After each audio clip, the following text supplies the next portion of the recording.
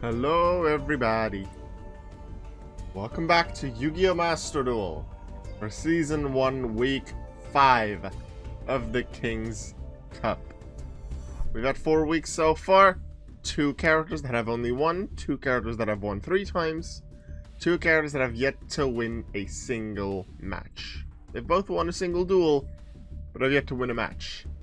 Lots of people on 2 wins. Near the middle of the standings, where the tiebreakers make all the differences right now. So that does mean Yamayugi is still 16th. But let's see if that changes today. Let's bring up the bracket. Let's first look at the scores as a reminder. Jack Atlas and Miss Chono still at the top with 12 points. Behind them, Yami, Merrick, and Antinomy, both 3 wins, but Yami Merrick has that extra point because during his loss he did get that 1 win, which I believe was against Miss Chono in round 1. So Yami Merrick, having his only loss against one of the top 2, shows that he could definitely fight for that King of Games title. Because Jack Atlas and Miss Chono have yet to fight each other too, and then Jack Atlas has yet to fight Miss Merrick. So things can happen there. And Antinomy only lost against Angie, who was behind him, which says a bit less than for Yami Merrick, but he's still looking good at 3 wins, 9 points. Lots of people on 2 wins here, either with 7 points or with 6 points, and with the tiebreakers coming up here. Yusha, Sakaki, and Tanya both only with 1 win, which for Tanya I'm especially surprised by. Quattro hasn't had a win yet. The deck definitely has shown it's not as consistent as he'd like to be. And then Howard X Miller at the bottom, which I do expect he will stay. One thing has changed since last week, not the rules, not tiebreakers, not cards and decks, even though I did think about very minor changes in a few of them. I did not apply them for today. So what instead is happening, well, has happened, you might have seen, it's Blue Angel now instead of Blue Maiden. I decided after a few weeks of thinking, oh, I probably should change it, I did change the name. Because Blue Maiden, every time I said Blue Maiden, but it's this Blue Maiden with the Trickstar deck, the first thing that popped into my head was Water deck. She's playing a Water themed deck, which is what Marincess is. But she's not, she plays the Trickstars. But it kept happening that way, and I thought, you know what, I might just count them as 2 separate characters instead. Blue Angel is the Trickstar one. Blue Maiden is for whenever I make a deck with Marincess. So it's Blue Angel now. Still, we're gonna count it as the same character. She still has the same amount of points, but I'll just count them as separate characters. We're gonna skip Blue Gal or Blue Girl, whichever one the English name is for the middle version, because she still uses Trickstar. Blue Angel is a known one for Trickstar in my mind, and then we'll use Blue Maiden if I ever introduce Marincess. That's how we're gonna do it. So, first round, well, round 5, first match, Roman Goodwin against Nistro.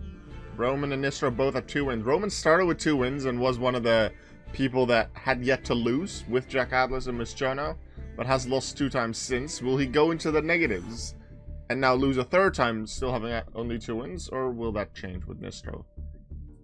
Both have had 2 wins, so we're gonna see who moves up quite a bit. Oh, it looks like I didn't save the decks correctly. Roman, no. Yes, Roman's deck, spiders. Nistro. There. Heroics. Let's go. Roman Goodwin will start for us. Let's go. Round 5 of the King's Cup. Once it's loaded, the first one sometimes loads a bit long.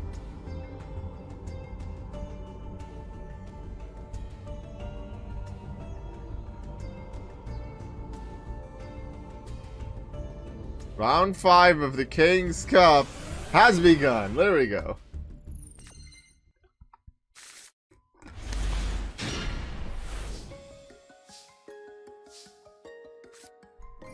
Solidarity immediately. Howling Insect is the one I would have started with too. I think that's smart. Immediate combo. 4 monsters, turn 1, 3 of them. Is that they're gonna go Rongominiad, right? You have no reason to go to that card. Kusanagi. You have no reason.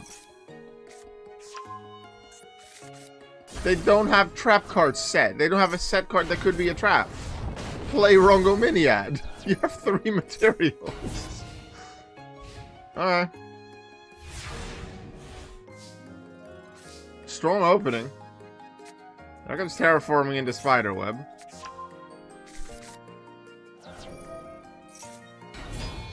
Oh, are we gonna see Underground Arachnid? We're gonna see Underground Arachnid. Who gets a Solidarity boost and can just straight up take Kusanagi. Actually, that would have worked on... Would that have worked on Rongominiad? Because can it be targeted? It just can't be destroyed by battle? The 2 material effect is that it doubles its stats, effectively. Then it's destroyed by battle, and not destroyed by card effect. I think it can still be targeted. I think that might be the 4 material effect that it can't be targeted, and then 5 is something extreme. With Solidarity gone, with Spiderweb gone, and the fact that Underground Arachnid was forced into defense position is really good for Nistro. Gets a heroic chance again. And now direct attack from Excalibur, 4,000 damage.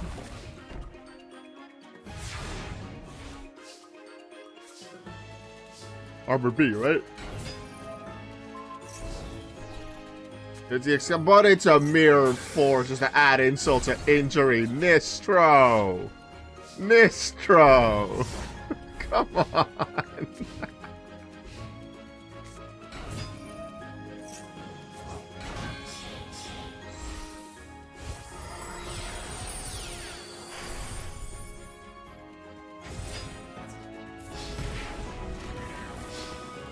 Yeah, Nistro was very powerful from the start, many combo piece, and he was able to push on there.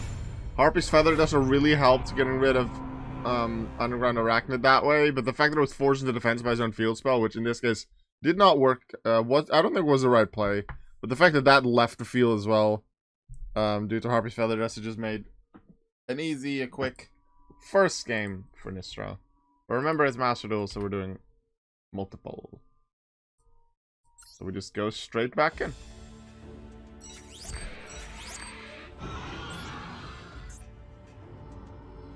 Game 2. Can Nistro finish it? Can Roman Goodwin force the fact that he gets at least 1 point? Or is Roman going to come for a comeback? We're going to start with Nistro.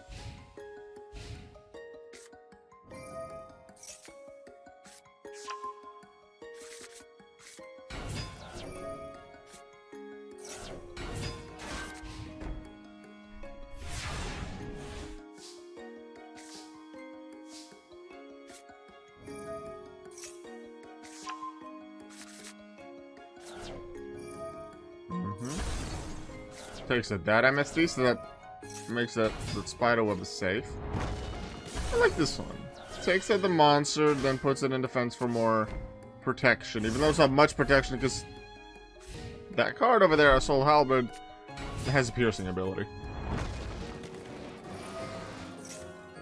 And they can search cards with Assault Halberd, so that's going to just add to the advantage that he has. Although Spiderweb does put them in defense position, which makes him easier to take out, and Cross Sword Beetle is in Roman's hand, which also has the piercing ability, so that's gonna deal some big damage to Nistro. For Spider, no, he's going into Nixies, that's probably smart. For protection and for less damage. Zubaba General allows him to equip from the hand, and they choose another Assault Halberd. They had all 3 already. How are they gonna beat? 3,800. With Underground Arachnid, of course. Because you don't need to beat their attack power if you can just attach them to you. Easy. The fact they can just take an opponent's card like that is very useful.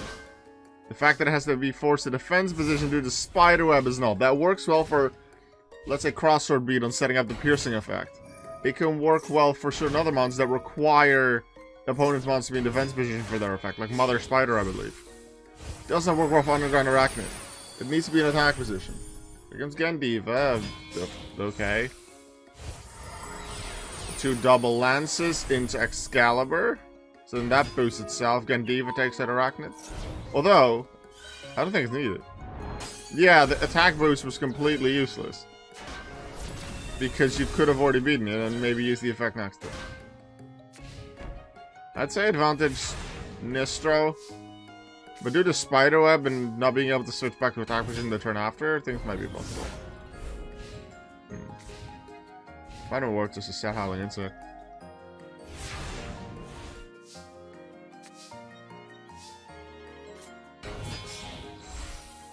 And XC's for Roman. He has number 70, Malevolent Sin, because we're going to keep the spider theme. Takes out Excalibur. But goes to defense, and Gandiva is the one that can take him out. Actually, no, it's 1200 defense. Both of them could have. That's a disadvantage. What does Spider Egg do again? Direct attack, okay. Negates a direct attack and then summons tokens. There's the Rungominiad. You can immediately read it, see what it says. So, cannot be destroyed by battle, it says unaffected by other card effects. Not just... not destroyed, unaffected. So that wouldn't have been absorbed by... Underground Arachnid. What did Gandiva do?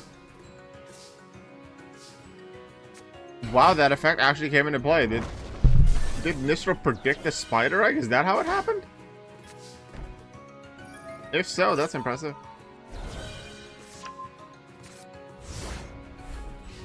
1500 Rungomenia. That doesn't beat defense position Beetle.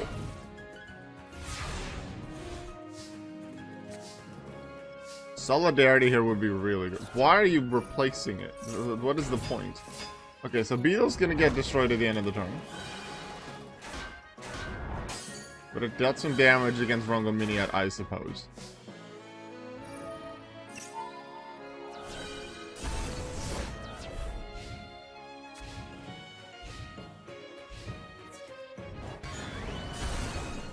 That's not over yet. Especially if Solidarity comes in, this could be really good for Roman. Although, it's even Solidarity, the fact that Spiderweb is up might actually not allow him to then push that advantage. Because he can get the advantage, but then to keep it is different.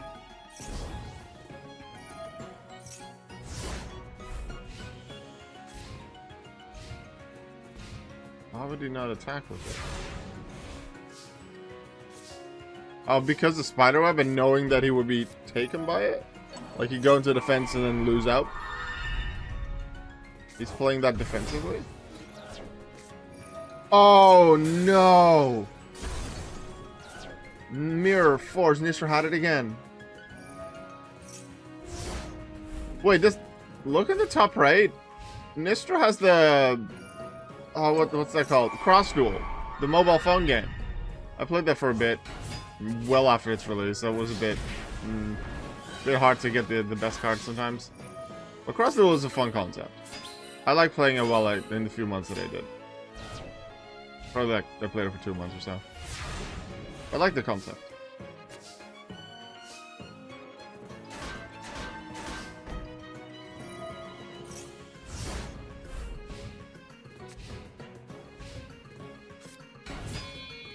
Oh, we're gonna get some power.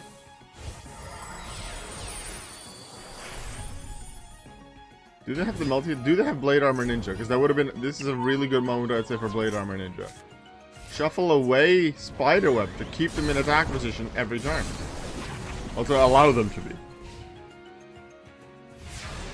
Might be a good idea. Solidarity, great, but oh, Call of the Hunted for Arachnid. Does it get the absorb effect too? No? Once per you can select the fist up once you control. Yeah, you can. They cancel the absorb. They take Gandiva, but breakthrough skill. Negate. Still on 4000 attack though. How are they going to deal with that? Fancy Xyz mods? Because they just used Castell. And usually I don't put doubles in there unless it's a really important themed card like Rongo Miniat or Excalibur that fits the theme super well. How many can they use at once? Equip one monster at a time to this. Oh my god! Do you have multiple Mirror Forces? Nishtor is getting so much use out of Mirror Force. It is so useful in this match. My god. Earthbound Immortal Uru? Yes, Roman does have it. He doesn't get to summon it often, but he does have one copy of it in his deck. Would have been an interesting draw if he had the spider tokens, but we're not gonna get there here in round 5. Because there's a 2-0 win for Nishtor.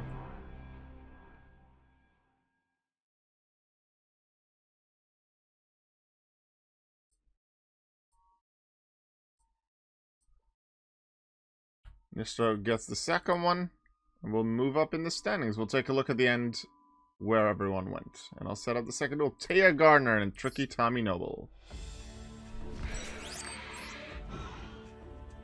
Taya is, before this week was ranked 15th, and Tricky Tommy Noble 14th. Both 2 wins, both 2 losses, both 6 points, the exact same tiebreaker as well. So they're exactly tied on their scores.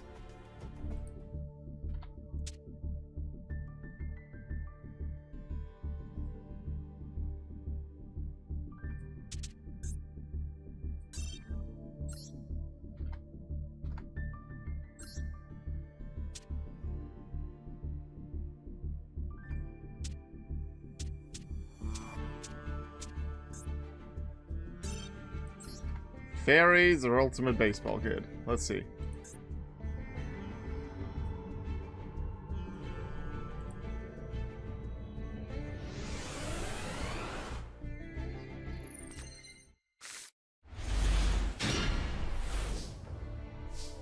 Gonna start with Taya.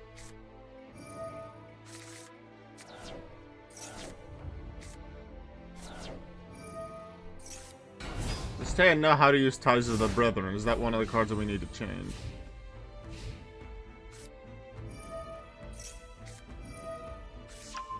Rebirth of Parshath, gets rid of a trap, has to discard, has to pay. That's the unfortunate bit about that card.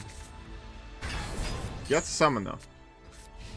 Like guarding Ariadne, I believe it's in the if it's in the Pendulum Zone, you don't have to pay life points or discard for counter traps. So then Rebirth of Parshath is that free negate plus summon. There we go, piercing, big damage, Taya with the big moves early. Yeah, that's having a counter fairy deck go first is just scary. Because if they have a right negate for you, then what are you gonna do? Bear and Wolf Bark, so we can get an Xyz after destruction, but Solemn Strike.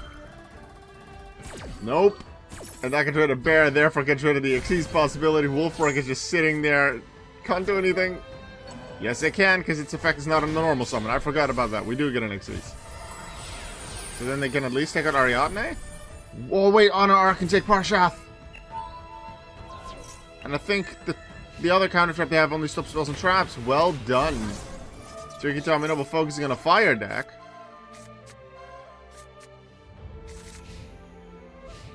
But he has a few other nice Xyz options like Silent Honor Arc.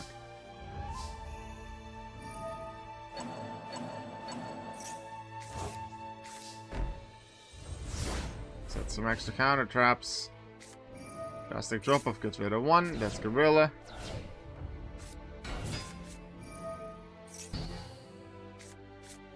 Forced Attack, no extra summon. Taya doesn't need a monster soon. Does she know how to play Ties to the Brethren? I'm gonna pay attention to that, because otherwise that's one of the cards that I need to change. Because it is a good card if you know how to use it, but it is costly. That's a search into Wolfbark, who they can bring another Xyz. Taya, you were starting so well, but since the turn with Silent Honor Arc wasn't looking as good, this could be... Is this Tricky Tommy Noble taking the game? Or is one of the counter traps still able to do something? Lion Emperor, we don't see that one too often.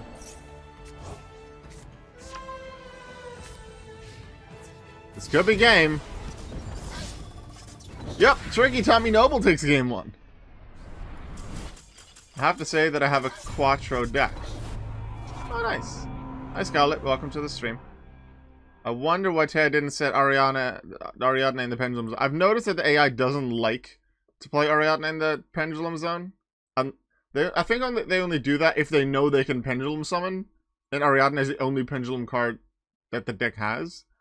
I have seen them do it when they already, I think, had Ariadne on the field, maybe. Maybe that's a hidden requirement for the AI.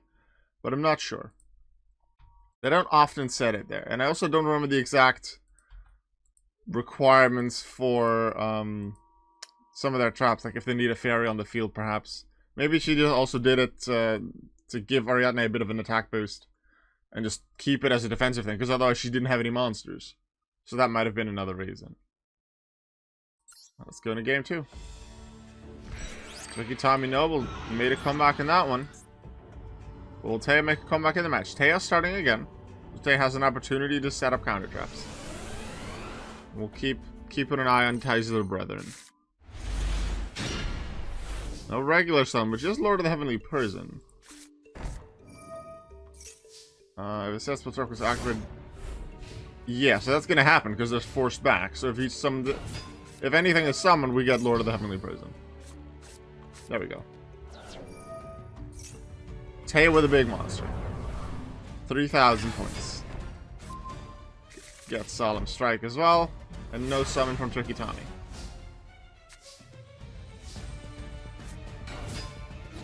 Valkyria is added. Let's see how quickly Taya can do this. Dimensional Prison. But there's a Rebirth of Harshath. Has to show a counter trap in hand, then discard any. Oh, but then wire tap straight on that. So discard and the life point loss aren't applied. It does cost them 2 traps, but it gets rid of a 3,000 attack monster, so that's probably worth it. Wait, did they have to get rid of that? Oh, maybe because it was set from its initial effect, and maybe if it leaves the field, that card is banished? Maybe? I don't remember the details of it. Why are you not playing Ties of Brother? You cannot put some of those 2 months and reduct. I'll kind of conduct your battle phase this time. You just want to keep attacking? Are they doing it because they're not doing it because I feel like they want to attack? Or is this one of those cards like Fish Sonar and the Wind Witch spell that they just don't play? Because it can be a really nice card in the Counter Pharaoh's deck, but this could be one of the things that I replace. Let me make a note of this.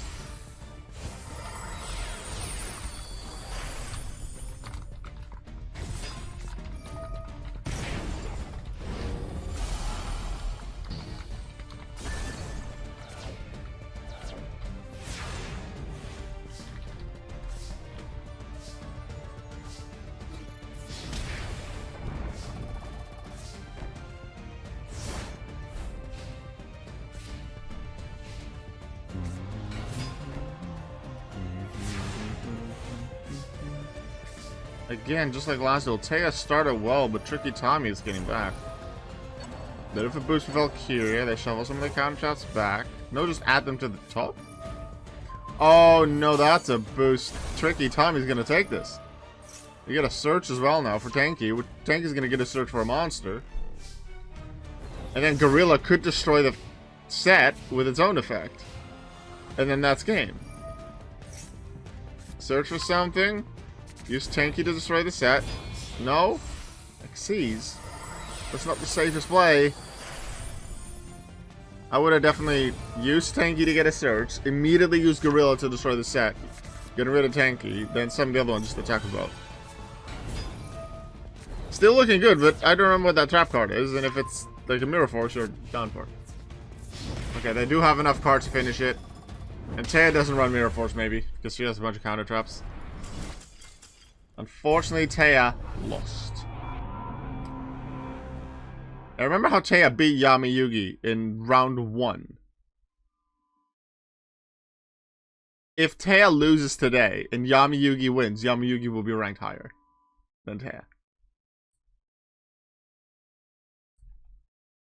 Tricky Tommy Noble with a 2-0 win, both being comebacks. Let's set up the next match, Rin versus Jack Atlas.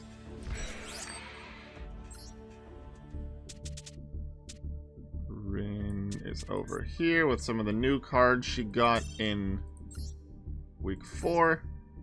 And Jack Atlas with that great deck that I haven't changed since the start. It was one of the 2 leaders of the standings. There's the Jack deck. Endless Decay is shown to be so good in this. Let's see, Rin is ranked 5th right now. Is the highest ranked out of all of those that have won twice. Is there together with Angie. Jack is ranked the highest, although he has the exact same tiebreak as Miss Chono, so they're effectively both number 1. Maybe it's a hidden like seeding number that why Jack Atlas is above Miss Chono. Yeah, Rin is looking pretty good in the tournament, even with just 2 wins. Jack Atlas is one of the ones that has just kept winning so far. Can Jack extend that?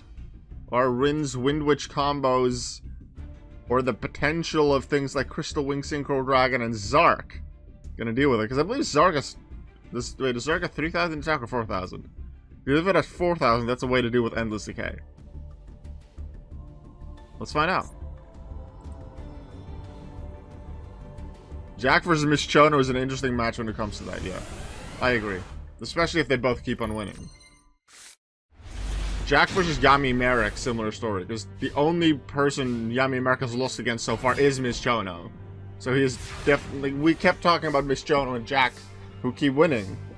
But Merrick's only losses against the top 2 players. So he's definitely one of the tops as well. Very deserved in number 3. I'm purposely not looking up when certain matchups are happening. I want to keep that a surprise.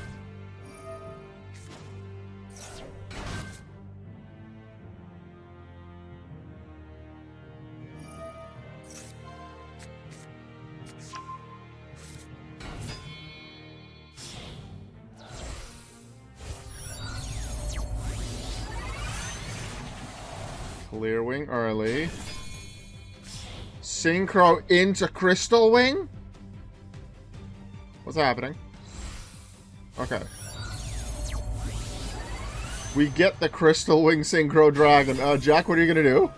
Against a Crystal Wing. This is one of the things that is really scary.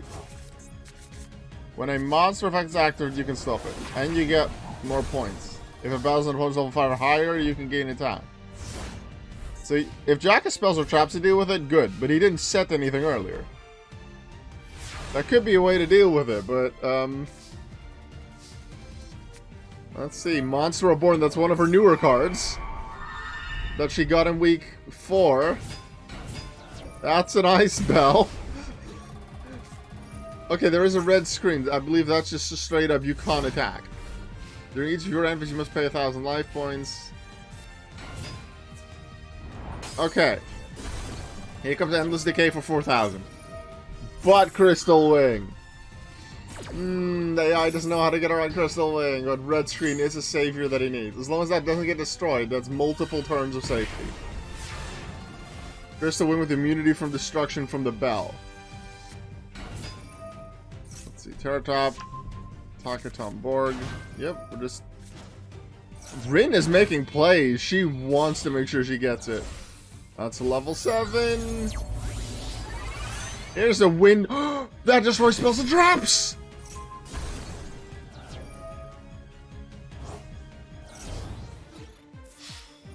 Battle Fader, but Crystal Wing! Jack can't do anything. Rin just overpowered one of the leaders of King's Cup to his 2nd ever duel loss. In round 1, he had 1 loss in a duel, not the match, because of that he's still leading. But he had a single duel loss against Howard X Miller, who is ranked last, by the way. It just happened to work that way. Rin overpowered Jack on that. Ooh, it's not over. Jack could still win 2-1. He could still force a point out of this, but Rin gets the first one.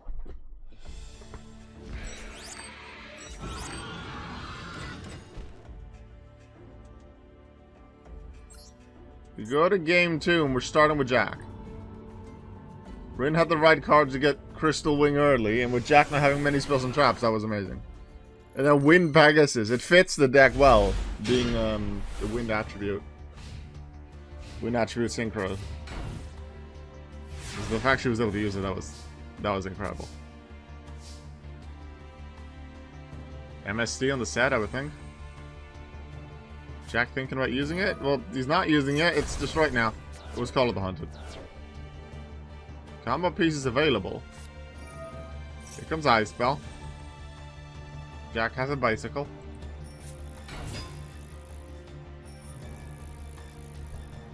What's Jack thinking about? Does he have Effect Veiler? Probably not. Why does it keep going to Jack as if he's thinking?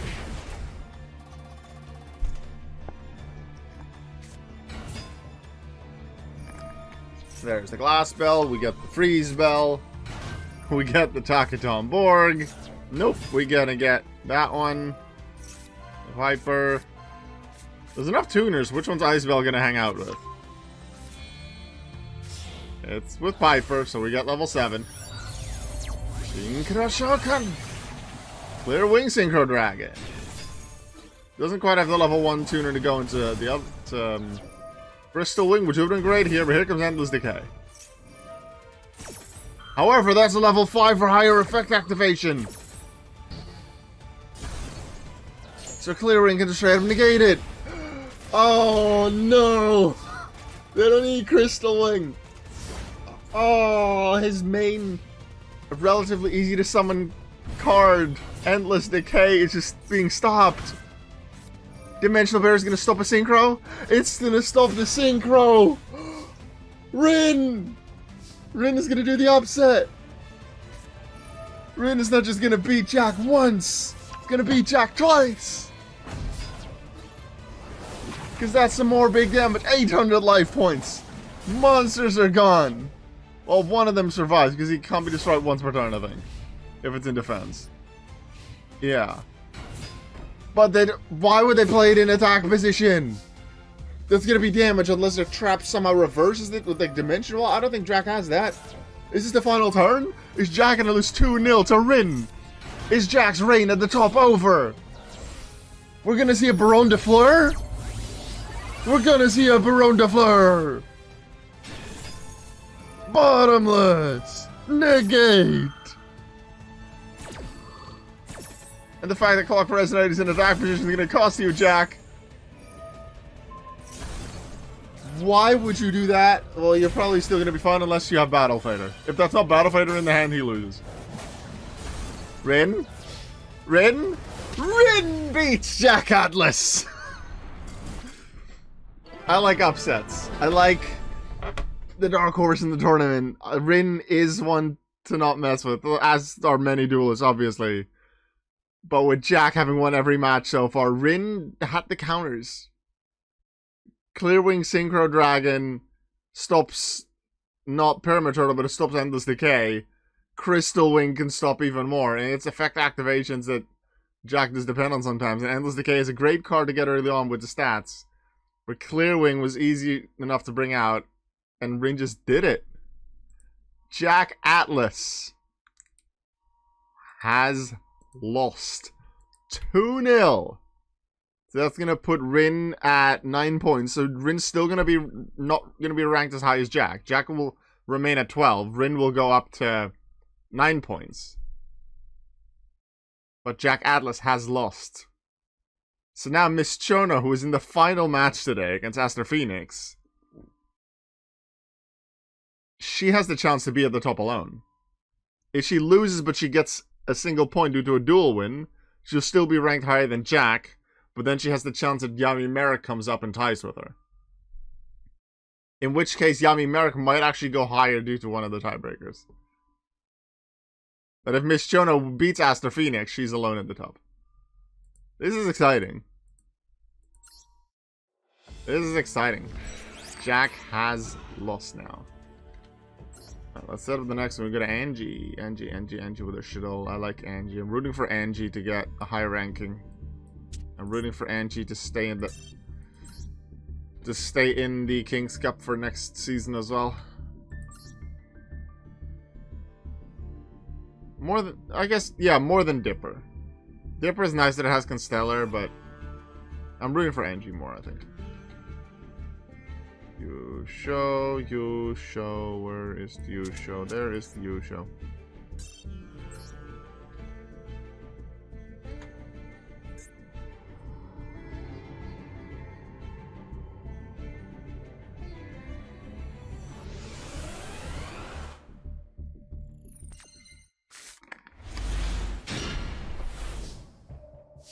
Angie will start.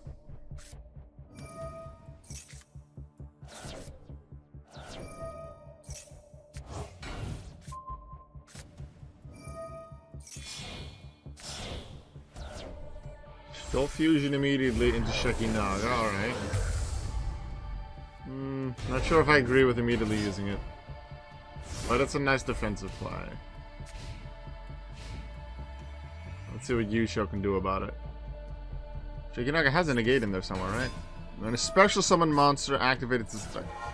Oh, just straight up Forbidden Droplet. Halving some stats. And negating effects for the turn, but why? Okay. But now it gets it back. What was the point of using it on Shekinaga? And then getting rid of some of your cards. Since the Shadow Game is going to send Skomata. Skomata's then going to send something else, which is Beast. Beast is going to get a draw. The graveyard's being set up. Here we get Wyver Burster. I don't think that was the right play. Forbidden Droplet. Yeah, they needed a way to destroy Eclipse Wyvern, I suppose.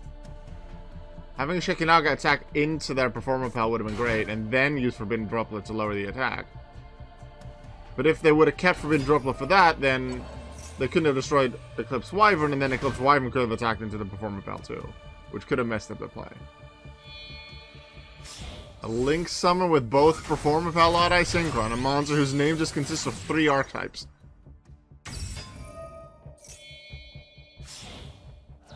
Oh, I see the combo. I see the combo. That's Celine. But how many spells are in the graveyard? Enough. Why would you play Link? I guess just to get an extra Link monster in the graveyard. That works. Get an extra Link monster in the graveyard. This is dangerous. This is Access Go Talker. But it's a special summon monster activating its effect, but pretty sure Access Code has an effect that says you can't respond to this effect with other things. So Shekinaga is not going to work. Does get Shadow Fusion back. Does deal big damage. But there's no other cards in hand. What does Angie have? Does Construct work on Access Code? I think so. Yeah.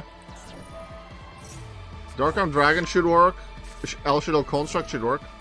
Go Construct. Not Winda. Construct. Unless you're setting yourself up for Dark-Armed Dragon, what the hell are you doing?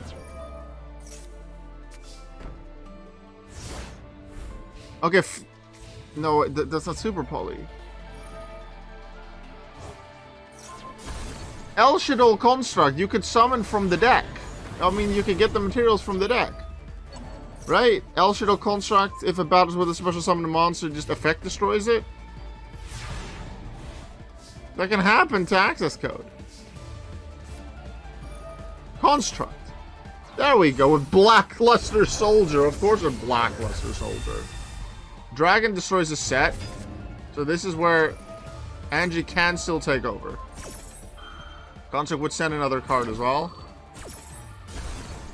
Necro Fusion. That stops Quintet Magician from coming out.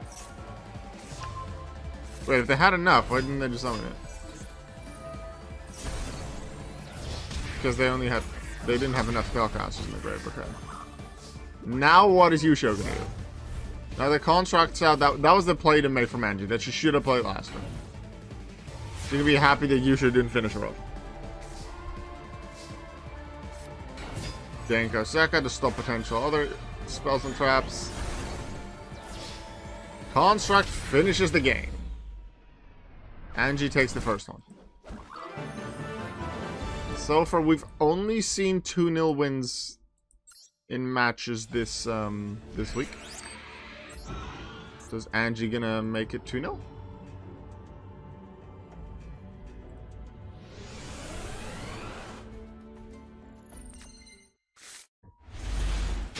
Not as good of an opening hand, but there is a Shaddoll fusion. That's always good. But there's no Shaddoll in the hand, which is unfortunate. Phalanx can be summoned on itself, neither Chaos Sorcerer. Without a Shaddoll, that's kind of difficult. So maybe just attack a Dark Honest? Maybe?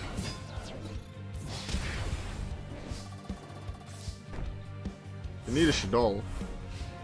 Once there's a Shaddoll, stuff can happen.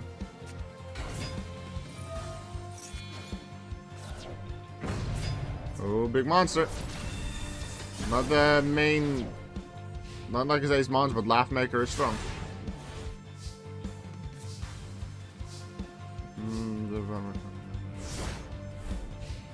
That's good. Higher than his original attack. Oh, this is meant to work with something like Smart World. We go for a Synchro. Yusho Sakaki summons High-Speed Roy Chunbara. Just wants to finish it off fast. Angie doesn't have the cards to play. Let's finish her off before she can do anything. There we go. The Shaddoll fusion would have come out next turn due to that extra deck play. Yusho needed to do that. We're going into game 3. That's how quick it can happen.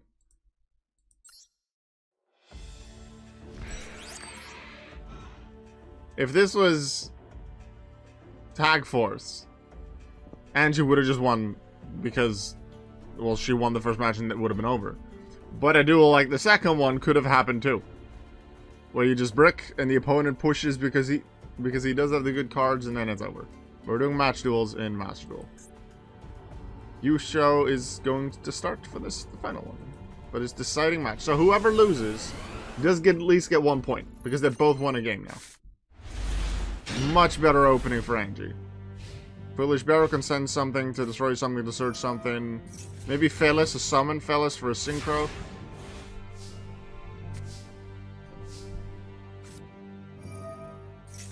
Goes for Dragon to take out the spell. No other sets for Yusho yet. We're starting relatively simple with Skomana.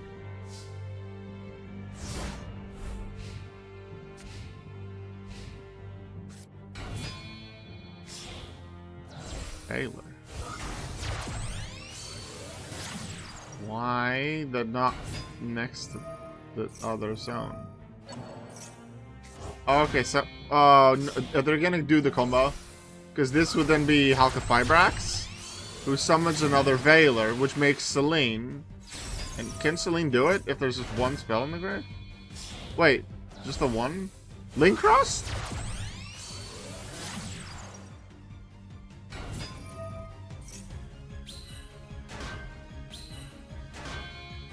Synchro? Get an extra draw from Formula Synchron? Huh? Synchro... Whoa, where are they going with this? I thought they were just going Access Code Talker. Metal Marcher, okay.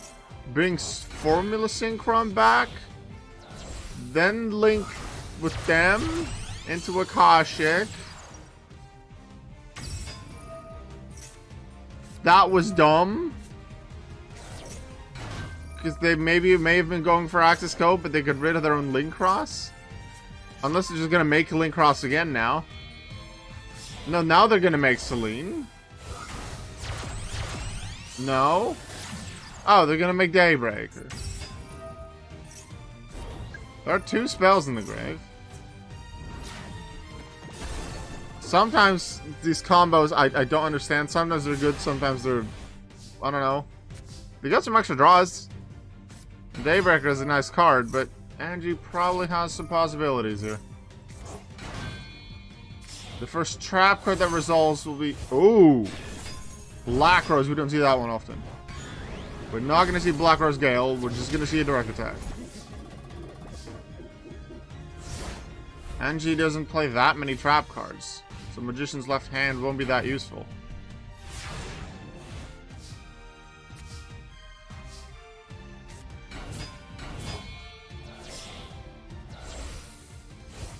Level 8 Synchro, we go into Hot Red Dragon Archfiend.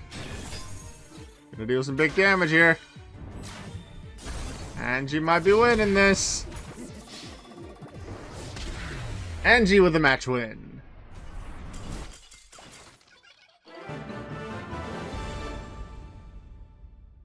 Yusho Sakaki does get 1 point due to that second match. Oh, sorry, second duel. But it's Angie who goes home with 3 points. And she will increase her position in the standings. She already had 7 points, so she will go to 10. Which currently ties Yami Merrick, but he has yet to duel. Next up is Howard X Miller and Blue Angel. Howard X Miller is at the bottom with only 1 point out of 4 rounds so far, having only lost. Blue Angel is ranked 7th, 2 wins, 2 losses, has 7 points. Blue Angel started exactly tied with Roman Goodwin before today. Let's see if Howard can get any more points, because even a single point for Howard X Miller here would rank him above Quattro, because Quattro still only has 1 game win as well.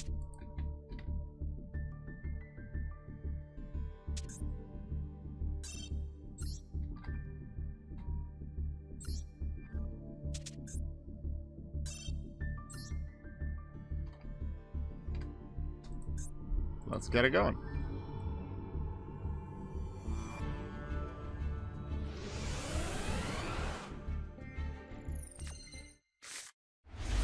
Two Warm Worms. Guard Destruction, Shallow Grave to get a monster back. Side effects is meh.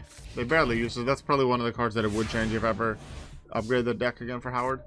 But I don't want to change too many cards about his deck because he's not very good and I don't want to suddenly make him that much better. But very slow changes, maybe I will. Side effects is probably one of the cards that I would change.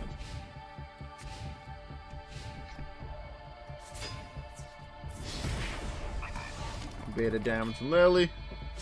Goes to a Trickstar Bloom.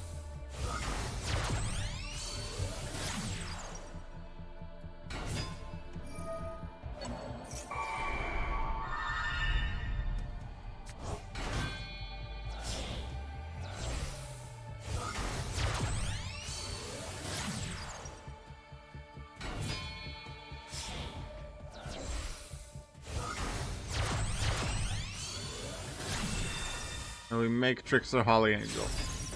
For main phase 2 though.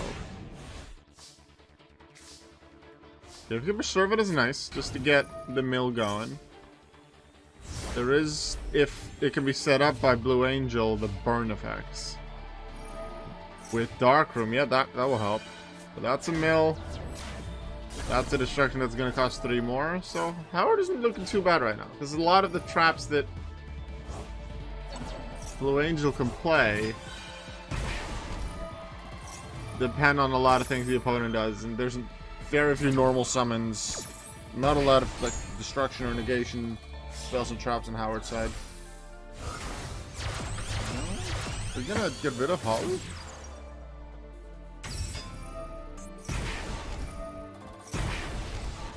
Okay, they get some extra effect damage out of it, I suppose.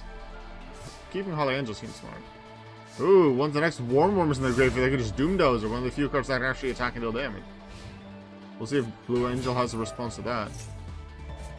Got Lily, added by a card effect, so that can be special summoned. They can't link summon now because Foxglove Witch is in the main zone. I mean, in the extra zone. So there's no other spot they could legally link summon to. They keep milling a bit. Warm Worm sends another 3. This opens up Doom Dozer play for next turn. There's a reincarnation in the grave. Blue Angel doesn't mind that. Oh wait, they can link summon because they can just use Foxglove Witch as long as that's a link 1 because she doesn't have a link 5. Or using it as a 1, so then they just play another 1. Really, for 700 damage? Ooh, Angel Blue Tears gets used. We don't see that one often. Sets a reincarnation. And they have a reincarnation. Summons a link 1? Yes. You're gonna make a 4? Does that have a downward or diagonally downward pointing arrow? Yes. No, they just make Holly Angel again. Because they have that, and then Holly Angel's effect goes off, and they deal some more burn damage. works. Just need that little bits of burn damage with Darkroom adding 300 every time. That's really useful. That's what they're going for. They're going for that burn damage. Nightmare Unicorn, one of the few non-trick stars in the deck. Gets rid of side effects. Doom Doja can come out, but there's a lot that can happen. Here comes this. Reincarnation actually gets played. So that completely changes things. 1 day apiece for no damage. We get Morphing Jar number 2.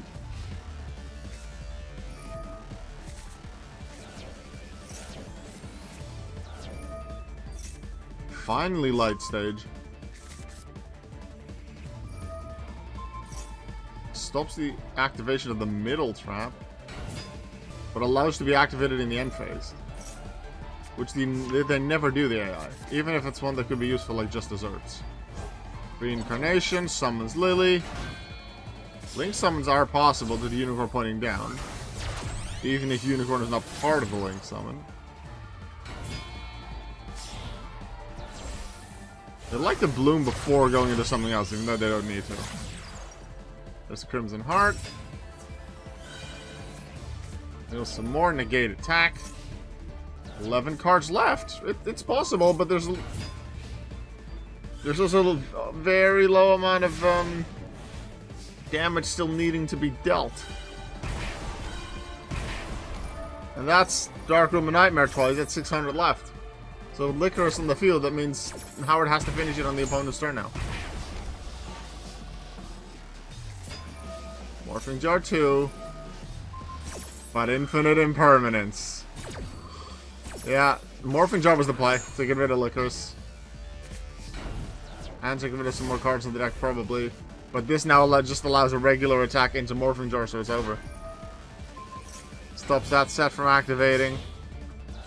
Howard got close. But it looks like this is going to be a game for Blue Angel. Howard did well. But he wasn't quite there. If he gets an early Griftkeeper Servant, that's probably useful. But the little bits of burn don't really work for him, and then Blue Angel having Darkroom and Nightmare really helps her. If she just deals that little bits of burn damage continuously, and if Darkroom is there, that just adds 300 every time, that's going to add up quickly. But Howard still has another shot. We go to game 2, and Howard's starting this time.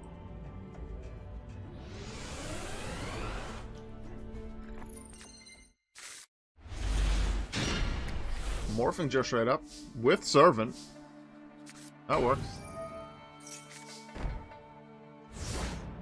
I like it. Lily probably, yeah. Let's often into Lily. Lily into Bloom, that happens a lot too.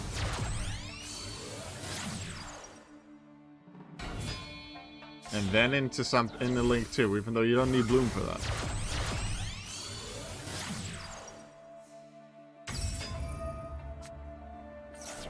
Gets rid of Reincarnation, which allows him to special summon. Gets Candina back. Book of Eclipse, Candina face down. Crimson Heart's Link monster, they can't. Does mill. Morphing Jar discards 5 cards. What were the cards? Storm Strategy, Infinite Impermanence. There are some good cards that were hit there. Licorice on the Link monster. Well, that plus Light Touch can work. Deal some damage. Ooh, Truth Tricks are tokens. Add some extra damage. Play a good Link. Here comes another Bloom.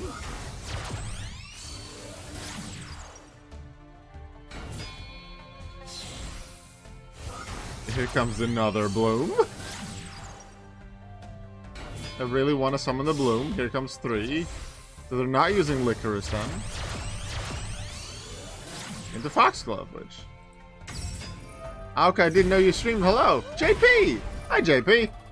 I see, yeah, I do stream. In the last month or so, I definitely upped how often I stream, because I didn't really have a regular stream game or a regular stream time. But since about a month ago, I now stream twice a week. I usually stream Yu-Gi-Oh! Sometimes I'll add Pokemon in the mix if I just feel like it, but my regular streams are Yu-Gi-Oh! I have my Pokemon stuff going on YouTube, where I upload, well, at least once every 2 days with Pokemon and sometimes stuff in between. But on Twitch and on stream, I usually do Yu-Gi-Oh! And sometimes, like, random games that I feel like playing, Pokemon Challenge runs, stuff like that. That's awesome. Glad I could catch a stream. Glad you could be here. And again, happy birthday. And that was in the birthday stream recently. Was it yesterday or 2 days ago? I don't remember. I caught a bit of the Mario Party. And then I believe I had to leave right as you started Mario Kart.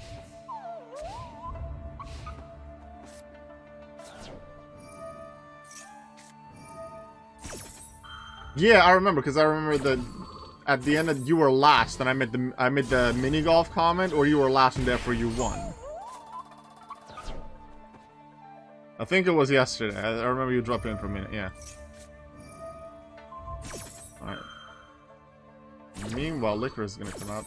12 cards left in the deck, though. 2 Gravekeeper Servants are out. Negate attack in the hand, so things are possible for Howard here. He's those 5,000 life points. Forces the set can't be activated now, which is negate attack, which is why the second one wasn't ever set in the field. But with Light Stage on the field, that's not a good idea. I think just the direct attacks from Hurricane Phoenix. Why would you get rid of Prima Madonna? That's big damage and Candina for extra damage. You need that damage output. Although Reincarnation discard. Extra effect damage from Licorice, okay. Sometimes I don't understand these combos, but they're adding to the burn damage. Only 32 left. Now you can tell me how to actually pronounce your Twitch name. It's Auka. Like the ow is the ow from the word ouch. If you say ouch, take that ow, that's the first one, and then k. Auka. That's how you pronounce my name. I understand that most people get it wrong because knowing A plus U is ow. The only languages that do that are Dutch and German. So only the Dutch, the Germans, and maybe the Belgians will understand that. Everyone else doesn't get it because how would they know unless they study the language or have heard me say it? So I've heard Aku, I've heard Ayuk, I've heard so many pronunciations of my name. I just find it entertaining in a way. Sometimes it gets a little annoying, but I've just started seeing the entertainment of it in a certain way, just seeing how many ways people pronounce it before I tell them. And then I tell them and then they still get it wrong, which is interesting sometimes. Auka. Yeah, that's how I would usually like type it out if I try to explain it. Like Auka. And then, yeah, that's how my partner used to do it as well. My partner had to learn it. They're American. Alright, Blue Angel gets the win. Howard got close on pretty close on both occasions, but Blue Angel does take the victory. So Howard stays at the very bottom of the rankings. Maybe they'll get another point in the future. Speaking of getting points, it's Quattro's turn. He's gonna fight Yami-Yugi. Yami-Yugi, who is still ranked 16th, but I do expect him to be much higher very soon. And with Quattro not having won a single match yet, you'd say the chance of Yami-Yugi getting points, getting that victory today, and finally getting a positive win-to-loss ratio in matches, it is possible.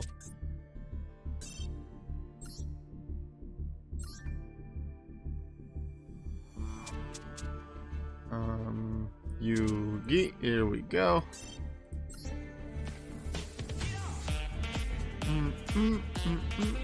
Squirrel, JP with the follow. I see. Oh, I think, oh, like Australia. Yeah, that makes sense. Especially being Australian, that makes a lot of sense. Like Aka or Ak. Like Ak is one I hear regularly as well. And I understand that one, especially if you think about Australia or that pronunciation of words like that. That is a pretty common one, and I don't mind that one. That's usually what I say to go with if you can't figure out the other pronunciation. Like a few people recently started calling me Aku. I think where does that pronunciation come from? You're switching the order of the letters around, and an E does not have an oo sound. Which language? And these are Americans that say it. So Like, if you speak, let's say, Danish, and maybe a certain combination of letters in Danish make a certain sound, then it might sound weird to me and it'd be a unique pronunciation. But an American saying Aku, then I just wonder, where do you get some of these pronunciations from? Alright, Quattro versus Yami Yugi in the 6th match today. Oh, no, not the webcam. I need to get rid of challenge.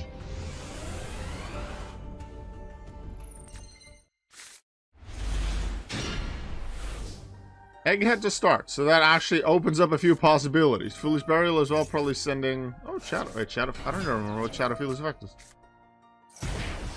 If you take battle damage from an attack, we'll discuss in the graveyard, so summon from a graveyard. Oh, that's how you do it. So it just needs to be in the graveyard. Like I said, that's set up for the future. Egghead could have actually made itself level 8, go Magnadol, go into something. Yugi would just sets. There's a Harpy's Feather Duster. Could go another Egghead. There's some potential things here for Quattro. Also rooting for Yugi, but I'm also rooting for Quattro to get something at least. He still has 14 weeks, and therefore 14 matches after this to get points. But he doesn't deserve to have no match wins. All the gimmick puppets in the graveyard. But we got a Gigigant Axe. Gets a search. Puts Egghead back in the hand. So that allows some possibilities. As long as Yugi doesn't have a monster, maybe Quattro can do something.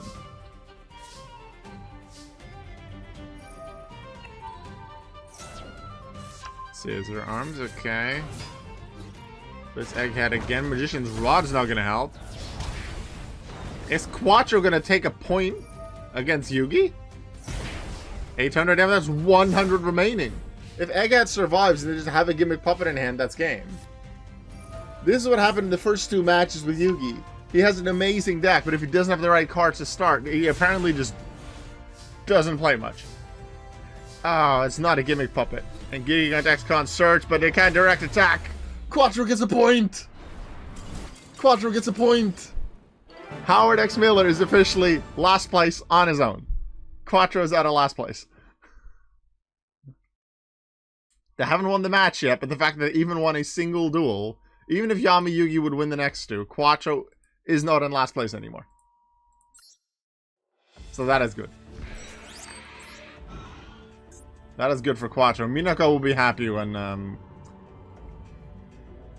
she either comes into the stream a bit later, or I just give her the summary after stream. Are we Feather Duster again to start? Scissor Arms is okay. Probably would have still normal summoned it. 1200 attack isn't great, but you can set up the graveyard with something like Shadow Feeler or Drarydal. Okay, add Illusion of Chaos. Can Illusion of Chaos actually be played? No, still 3 set cards. Yugi wants to open Magician's Rod, probably. There's a Drarydal, but there's a Harpy's Feather Duster. Don't remember what that one does.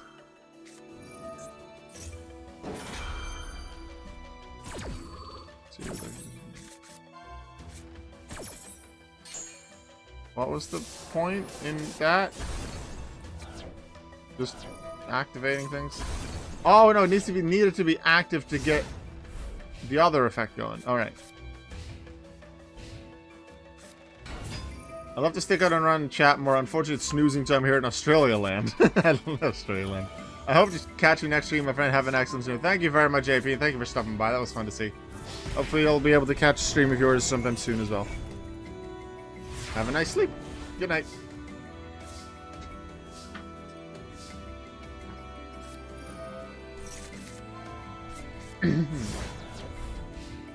Yeah, Magician's Rod is out, so you can actually attack. There's Dark Magical Circle. Dark Magical Circle, yeah. So once Dark Magician comes out, they can do some destructions. Or banishing, I believe. Oh! We don't see that one too often. He has Tomei as the United Dragon. Barely ever gets to summon it, but he has it. And that allows him to do some fusions as well. That and the one quick play spell that can do ritual summons too. That's the 2 ways he can fusion summon. And here we go into a rank 8. We go into Gimmick Puppet of Strings, but they're not going to play the effect, are they? No. One thing that Quattro AI really needs to do is to play Gimmick Puppet Strings' effects and then rank it up, because then you get the Chaos' effect. Because now the Chaos' effect is useless because there's no string counters on the field. And now they're going to play string counters, but that's useless. They needed to play it first, because then they would have been able to destroy it. There's a Dark Magician to Quattro's side. Is Quattro going to get his first win against Yugi? Yugi's, like, maybe not the strongest right now, and maybe therefore he's not going to defend his title as King of Games as Season 1. But I would think he's at least a top 10 player, but so far it hasn't worked. The consistency isn't there. Sometimes he just doesn't have the cards. Is Quattro going to get his first win? Quattro! Quattro wins! There are 4 characters at the start of this week that either have only won or only lost. The first one of those to have a match, Jack Atlas, lost. He had only won. Quattro had only lost, has won 2-0. Miss Chono? No, actually, no, Howard. Howard didn't appear. Howard has lost. But Quattro won. What does this mean for Miss Chono? This week is changing things. Quattro beat Yami. I need to message Minako right now, middle of stream.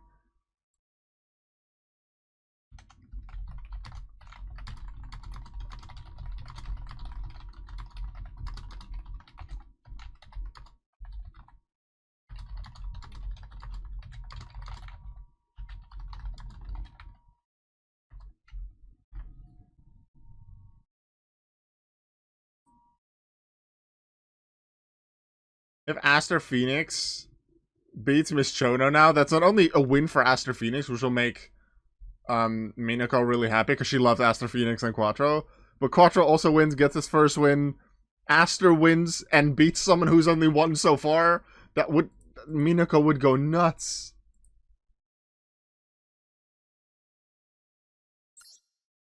This is an upset and I like it. I love this. Quattro beat Yamayugi, so Yamayugi's now with 2 wins, 3 losses. Still only 6 points after 5 weeks. This next match is a big one in terms of the standings right now. Yami, Merrick, and Tinimi, let me scroll down a tiny bit. They're 3rd and 4th. If Antinimi wins, he ties in points with Jack Atlas. If Yami Merrick wins, he passes Jack Atlas in the points. So that's how things can happen now. It's important, especially now that Jack's losing. Well, has lost once. He's not like continuously losing. We don't know that yet. But this is a big one for both of these. 3 wins, 1 loss. Yami, American, and Tinami, what will you do against each other?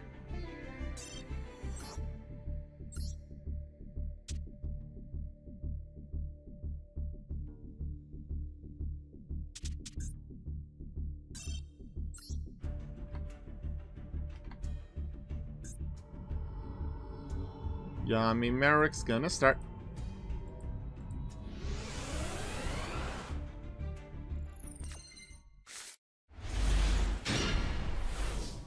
Dark Room to start. Pachycephalo destroys some special summons. That'll be really nice for Antinomy.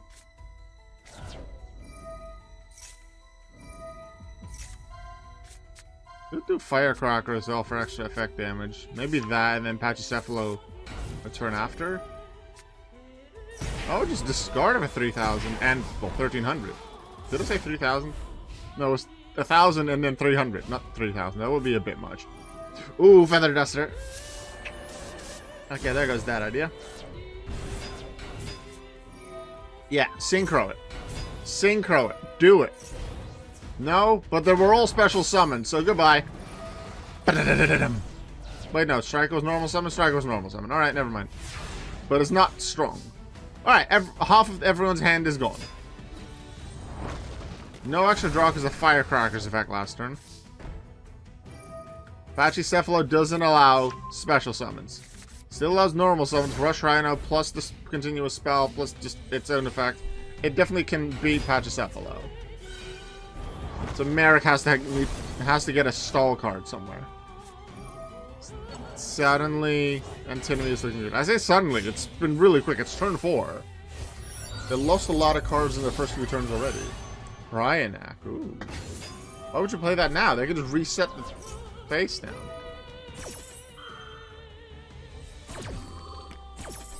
Probably not the best use of the card. But this does mean if there's a stalled card like Swords Revealing Light, not really useful. Even that can be sent back to the hand. Antinomy needs to use the Bryanak effect, though. Does. Okay, because otherwise Bryanak would have been destroyed. But they need to do that every turn, but they can win in 2 more turns. It would be an exact finish. Ring of Destruction. Okay, play that draw phase. Or at least before main phase. So that Bryanak's effect can't be used. 2300 damage on both. They're both pretty low. Merrick gonna take it after all? Just desert in case monsters come out. 1200. Only 1 more attack is needed. MST takes out the set. But Pachycephalo doesn't allow a special summon. So outside of Rush Rhino, what can beat Pachycephalo here? Drillfish! Drillfish is more useful than you think. Just a tiny monster, but it can direct attack, and when it deals battle damage, such as through that direct attack, it can destroy a monster, but Secret Blast is going to do it. Yami Merrick takes game 1. Pretty fast, bunch of things happening. Both players losing their, like, half of their cards turn 2. Like, turn 1 or turn 2. Yeah, it was turn 2. Yeah, but Pachycephalo and Harpy Feather Duster. Merrick takes the first game.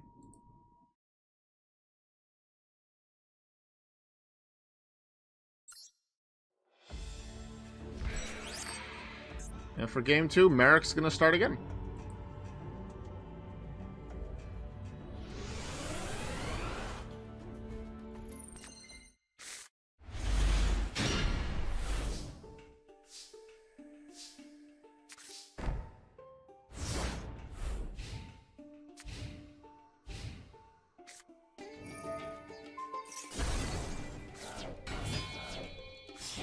Justice Zerts can deal so much damage, but yeah, if that's destroyed early, it's hard to work with.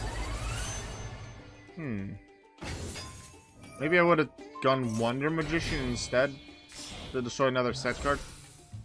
But I guess this way it works with Gear Zombie to go another Synchro, because you want to play Bryanak.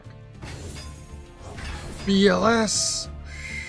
Woo! They're going for the big damage early.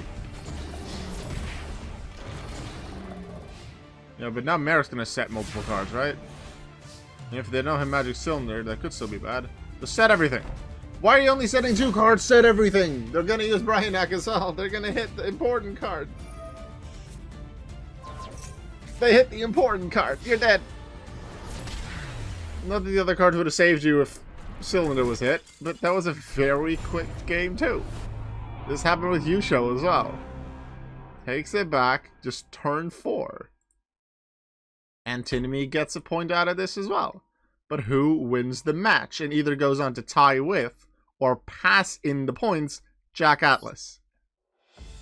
If Merrick wins this, he could potentially be first place if Miss Chona were to lose as well. He's absolutely aiming for that. We're seeing the skill of both players. Merrick starts game 3 as well.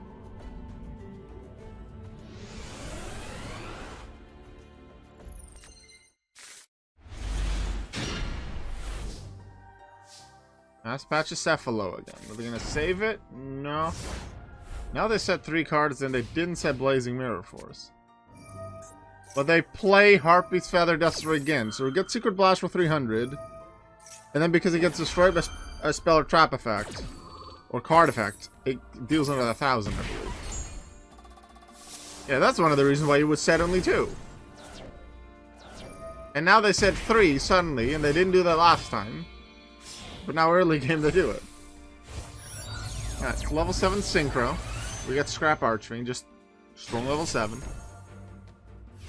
But they don't attack, can they not attack? Oh no, Threatening Roar. Of course, they indeed can't attack. But Pachycephalo destroys it. Firecracker comes out. Probably smart, I think, for warning.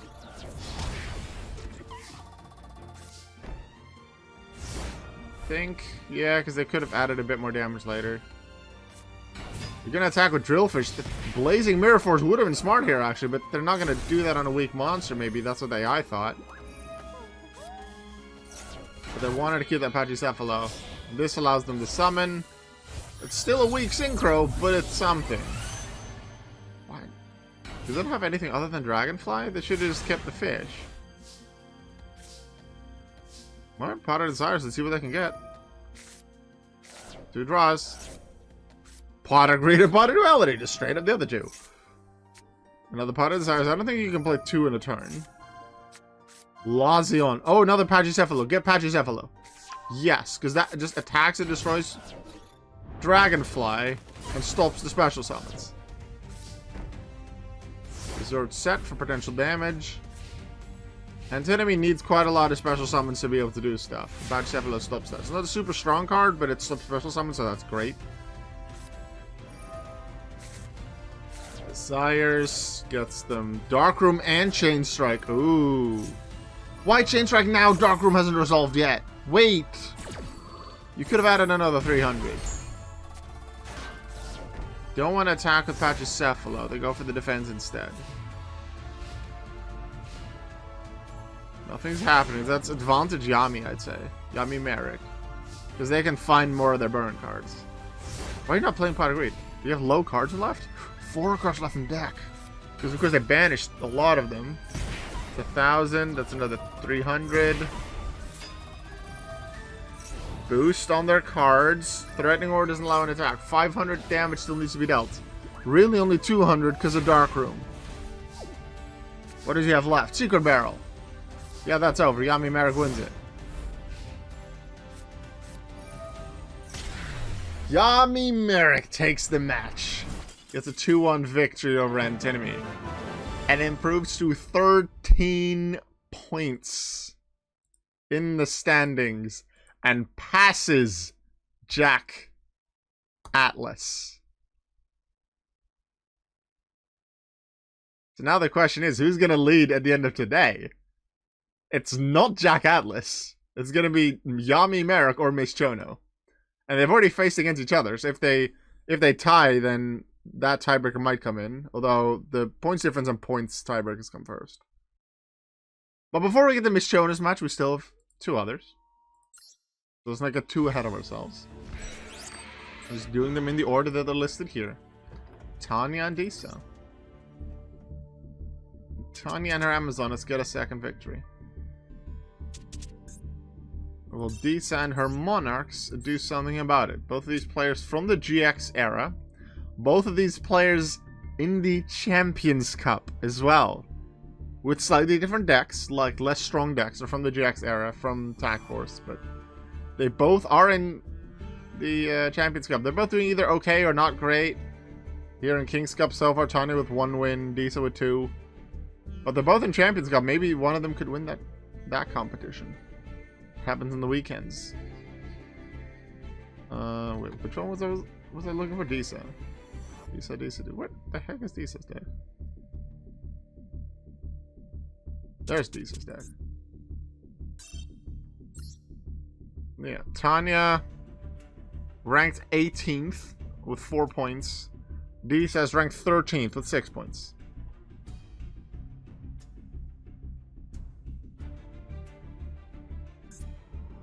Tanya versus Disa, let's go.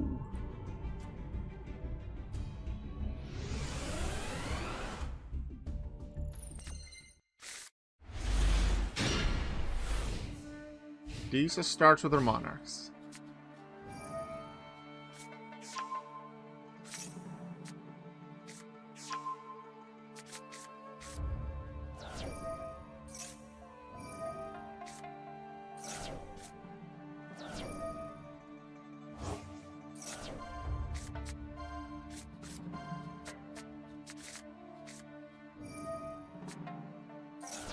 Level 1 brings out Adea. Adea allows the next vassal. The 3 monster set. What's Tanya gonna do in response? That's Princess. Already has Onslaught. Onslaught's such a great card in Amazonas. Village is nice to have. It's a nice start for Tanya, I would say.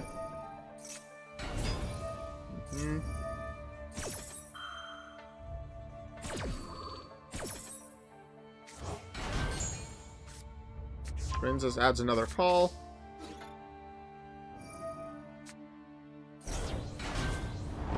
Adds another monster to their field. How are we gonna see? Attribute them, because they had Erebus, the Underworld Monarch, or Ace Monster in the hand, so they could just tribute summon that. Link Summon for Tanya into Mrs. Radiant for the attack boost for Earth monsters. No wait, Erebus was already in the graveyard. Now it's not. Never mind.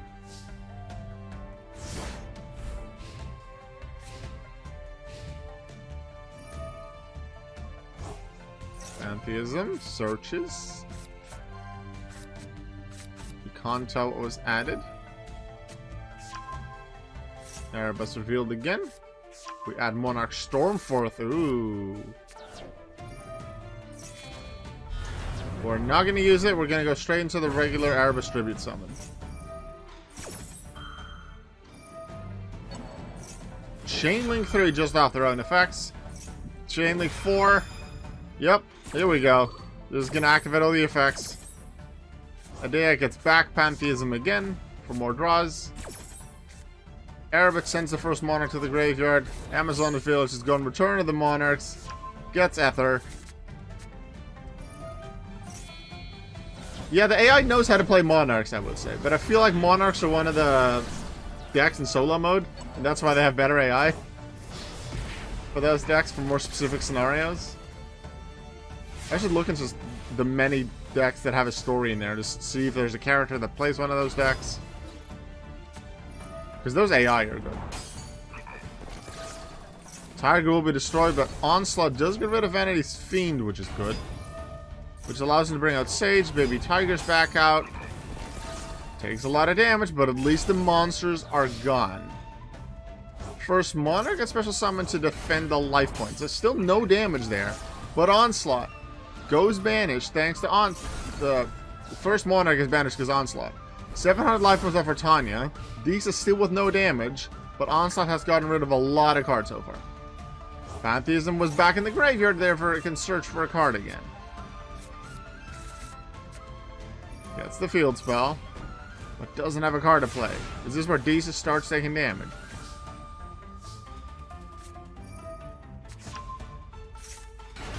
Amazon is Spy with a special summon. Baby Tiger comes out. Link summon again. Second copy of Mrs. Radiant. But Solemn Judgment, 4,000 on misses? Not sure if that's worth it, but it's what happened. Tiger back to the hand. They still have the normal summon for Spiritualist. Onslaught summons Tiger.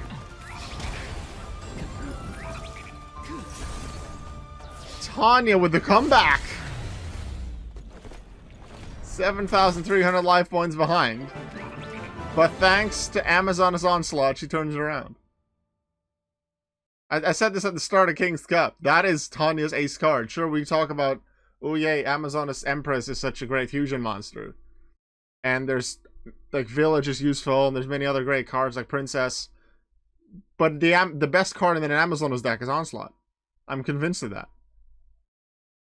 And Tanya has shown that. She used that card, like, in combination with others, but Onslaught is the main card to turn things around against Disa. So that gives Tanya an extra point. She will like that. Will she get the match win as well? Let's go to game 2, where Tanya begins.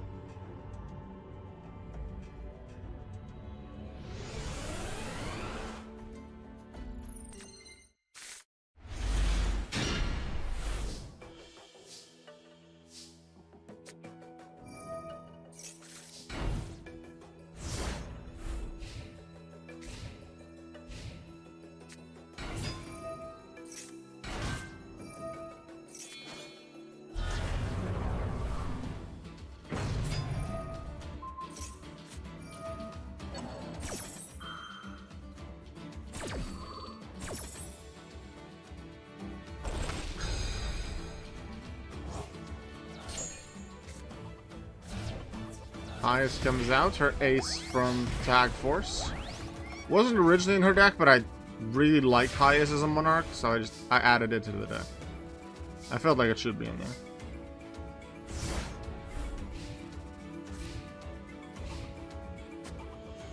I think Highest and Mobius are probably the best level 6 Monarchs.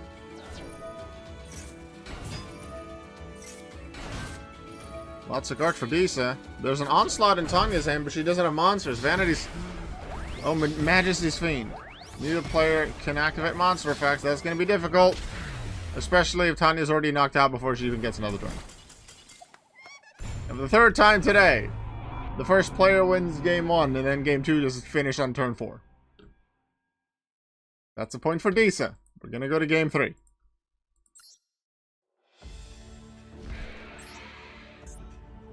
Or is it going to be Disa to start this time?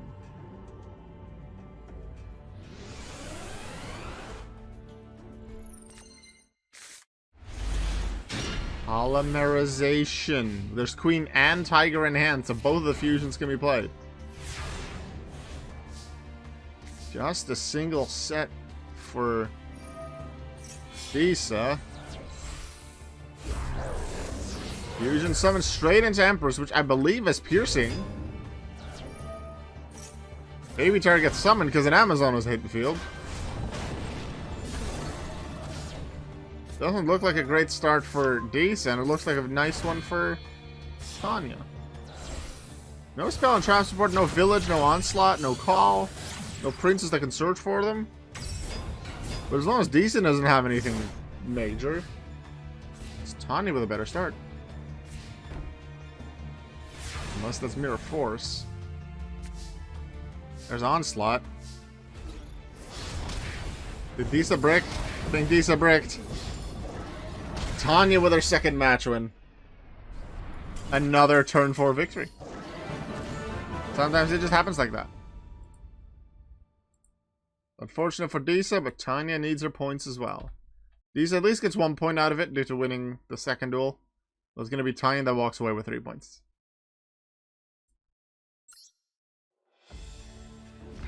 Next up, the duel where we wonder, will Rank of Magic the 7th one be activated? Dipper! We saw him actually get it once during the draw phase. I think it was either round 1 or 2. I think round 2. But he had Vanity's Emptiness on the field, so he couldn't special summon anything. We still have plenty of opportunities, but we're still hoping to see it happen at least once. Dipper against Brook Walker. Let's set them both up. There's the Brook. There's the Brook with the Merlentians. Dipper is ranked 12th before this week. It's the highest ranked out of those with 6 points. Brook Walker has 7 points and is ranked 10th, so they're very close together. Brook Walker has 1 more point due to one of her losses being a 2-1 loss instead of a 2-0.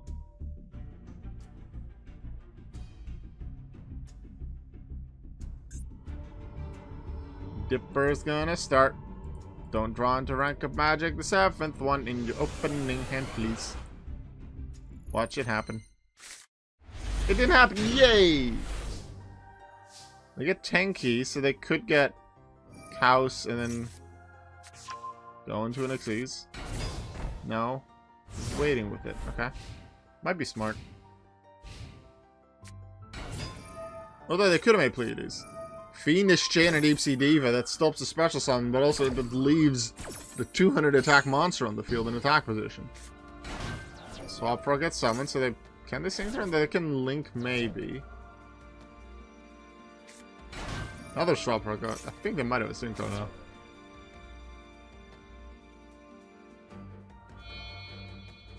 Link.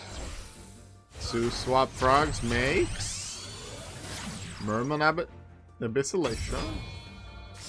Link again to get that 200 attack position off the field, making Halka Fibrax. Why couldn't they just make that before using the second Swap Frog? With Diva, There's no Selene in here to make the extra combo. Why Anemone? Okay. Add Dragoons. Do you not have any better links?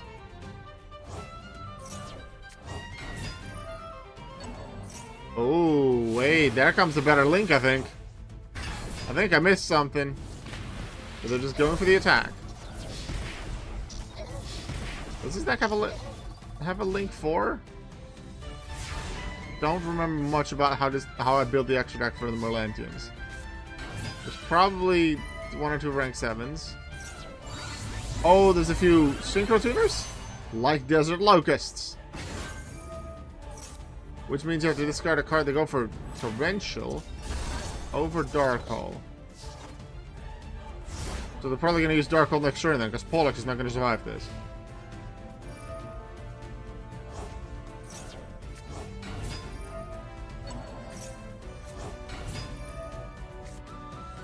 Ooh, that's going to be an effect destruction. Tanky out of there. Not quite useful. Oh my god, Mulan Glacier. No Darkhold. I think that might be the win for Brook here.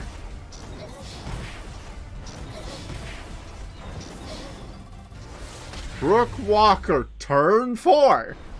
Another turn 4 victory. This is with a bunch of special summons. That's how it can happen. Brook Walker takes game 1 against Dipper.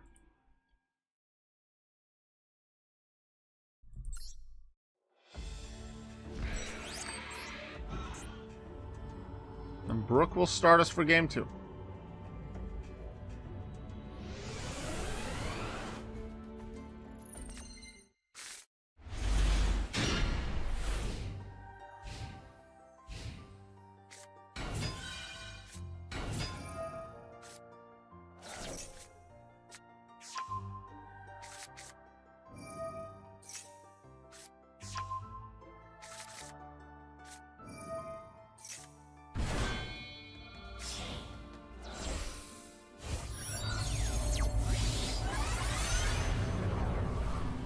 Morello Savage Dragon turn 1, but there's no link to equip, so it's not as good. Kasuga's banished. But add it back, so what was the point? They can get rid of this. If Solemn Warning, Mirror Force, Tanky... They could have also just gone with Bear. The Algiady into Chaos, into Instant Xyz. Not level, rank... Yeah, not level 5 and then... Oh, I was gonna say Pleiades, but I forgot Dark Rebellion Xyz Dragon is in that deck. Good move, Dipper. Get Solemn Warning and Mirror Force set. Not Warning? I would have set Warning here, because Mirror Force is less likely to come into play this time. But they just have nothing! House Normal Summon finish it off?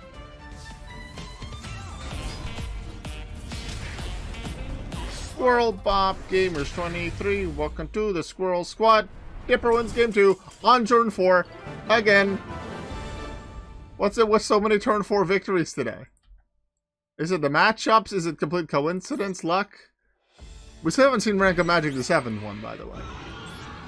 But maybe we'll see it in game 3 where Dipper's gonna start us. Start us off.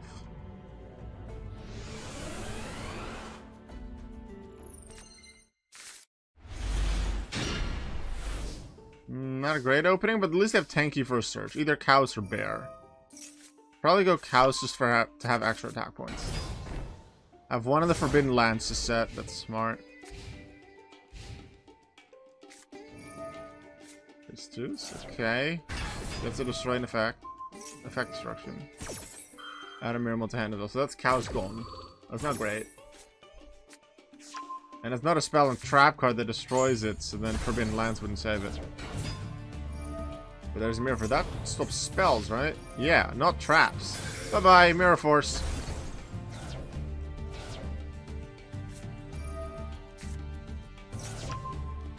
Banish into the infinite. What's the point? You just lost 2 cards. Although, no, I guess they get a Mistress back for defense purposes. They can Darkle to get rid of it. Is he going to draw into a monster? This would be a great moment for Rank of Magic the 7th one. No, Vanity's Emptiness. No. Darkle's smart, so they couldn't attack. We're probably going to play Vanity's Emptiness the moment Brook tries to special summon. But I really want to rank him out to the 7th one because Brook has no things that they can play. This is doable with Bear or with Kaus to beat it, or even just most of the normal summonable monsters because of Forbidden Lands. There's a second one. So they can just use one. Dragoons is beatable by battle. And his emptiness now? Wait, does Cylinder go into the grave stop emptiness? Or is that just from the deck? No, also from the field. Yeah, that didn't really help. Did stop a Link summon earlier.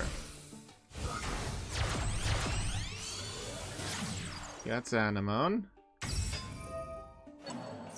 Anemone gets that one. Which sends cards to the grave to get Dragoons, so it might have been a good idea to have done Emptiness. They get rid of Tanky, which is okay. At this point, it's just 100 attack boost, which isn't huge. The only thing it can help extra with is with Bear's effect. What's gonna happen now? There's just Forbidden Lands. This Harpy's Feather Duster does not help. Rank and Magic the 7th one would have been great to draw Dipper. Guess we gotta wait till at least week 6. Don't tell me you're gonna say, oh no, I've already drawn it once and did the draw phase thing. So it counts. I have the one time for King's Cup. No, that doesn't count because you didn't actually summon the thing. I want you to summon the big one. That's the point of the card. Unfortunately, Dipper loses. A direct attack from Borreload Savage Dragon finishes it. And the match goes to Brook.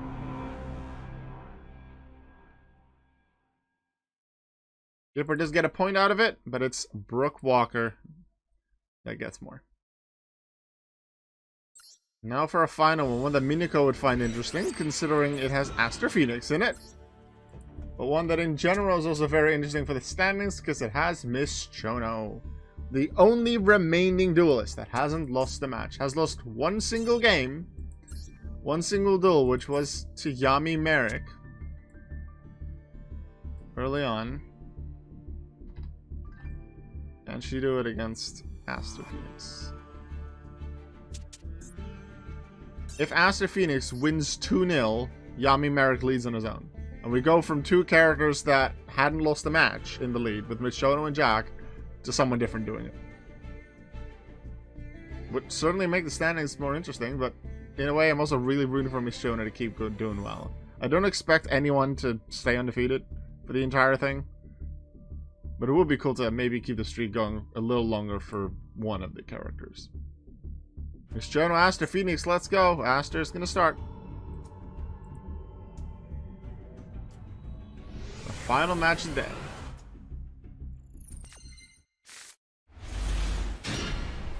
No BLS early, but there's Fusion Gate. The first of the dragons is possible.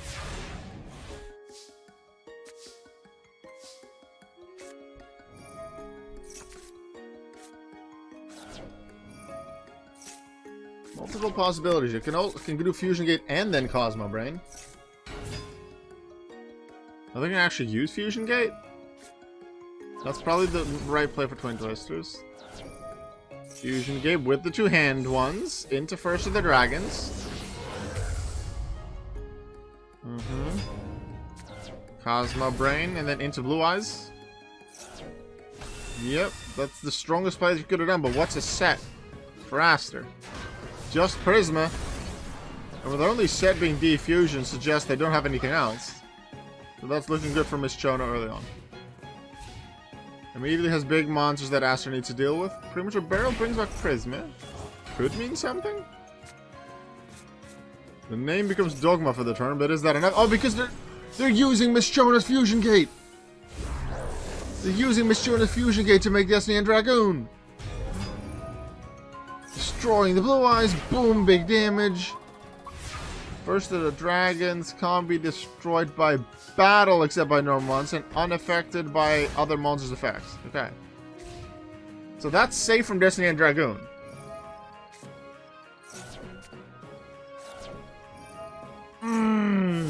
No Mirror Force. Ooh, that was a smart one from Aster using Fusion Gate against Miss Chono. They can't get rid of First of the Dragons, which is great. Putting it in attack position again to go for Diamond Dude might be smart. Oh no, Blue Eyes crashing into... Dragoon, perhaps? It would force it. It'll resummon. But no, they want to crash. Yeah, because if they wouldn't have crashed, then Destiny and Dragoon next turn would have just effect destroyed Blood for another 3,000 damage. Dragoon would come back, but it gets rid of a Destiny hero in their grave. So that maybe they'll run out eventually if you keep going for that. 300 damage isn't much. Shadows adds Dogma. What?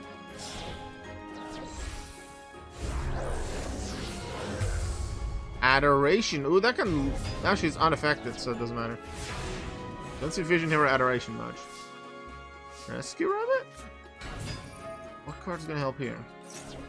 Do they have Rebellion? Rebellion will help? They have Rebellion! And the choice falls on Destiny and Dragoon. They can both deal damage. 500 life points left. Wait. Does Dragoon's effect deal damage equal to the original attack or the current attack? Because there's a 4,000 attack Dark Rebellion Xyz Dragon on the field. 4,000. Ouch. Very low life points for both in this first game. Storming Mirror Force, that's good. Because that would get rid of Destiny and Dragoon from the field and it doesn't put it in the graveyard. They don't attack. They... Miss Children, gonna put Versus Dragons in attack position. To make them attack.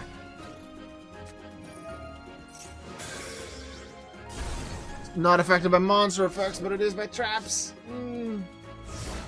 But now Destiny and Dragoons... Wait, does it destroy face down monsters? No. Storming Mirror Force. Okay, Destiny and Dragoon is gone, but Celestial can come back. That's a set. So it's not technically public information, but we have enough information to know that that's Celestial. Why didn't you flip summon Megalo Smasher first? You could have won. You didn't know that it was that. Any good draw. They both are so low on life points. Rescue Rabbit, another one. No, do you not have enough normals to summon with it? It's risky to put it in attack position because you can't finish it off this turn. But double direct attack from a Rescue Rabbit would be funny. Shunoros? I don't remember how Shunoros gets summoned. Normal monsters start with battle. Yeah. No normal monsters. Ooh, that's a monster reborn into Stratos. You know what the thing is? I don't know what the set card is for Aster, but 2 direct attacks from Rescue Rabbit might have done it.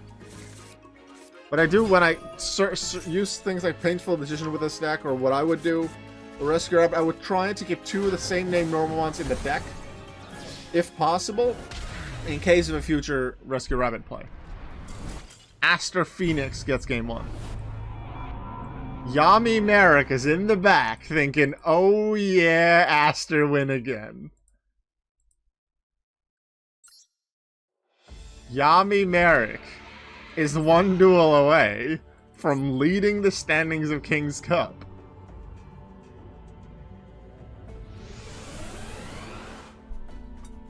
If Aster wins this one... Oh. Ooh. 2 Rescue Rabbit. There's a BLS already in hand. Raigeki. No spell and traps for Aster. Oh, this looks amazing. For Miss Chono. This is huge. They can play BLS and an Xyz. Lackluster Soldier. Legendary Swordsman.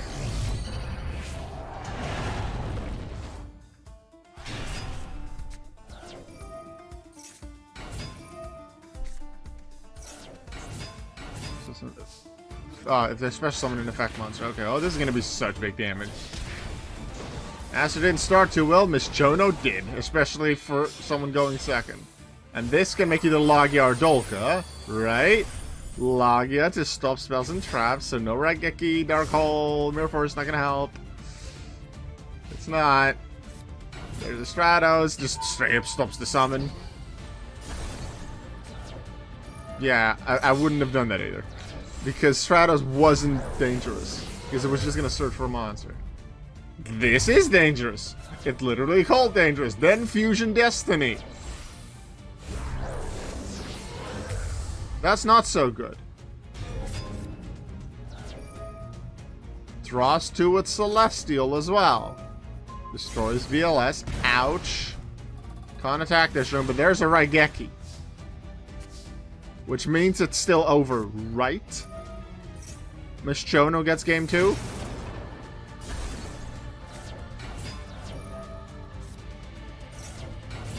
Yeah. Exceeds immediately. Doesn't wait for the attack. Because they go into Dark Rebellion. Both need to be successful. Miss Chono takes game 2 on turn 4. So much has happened. It doesn't feel like it should be turn 4, but it's turn 4 again. This is the turn 4 week. So many wins on turn 4.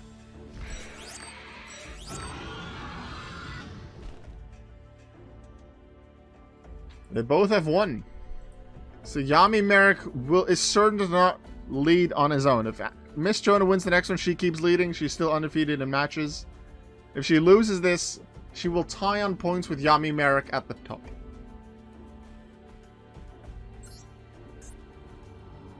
Miss Chono will start game 3.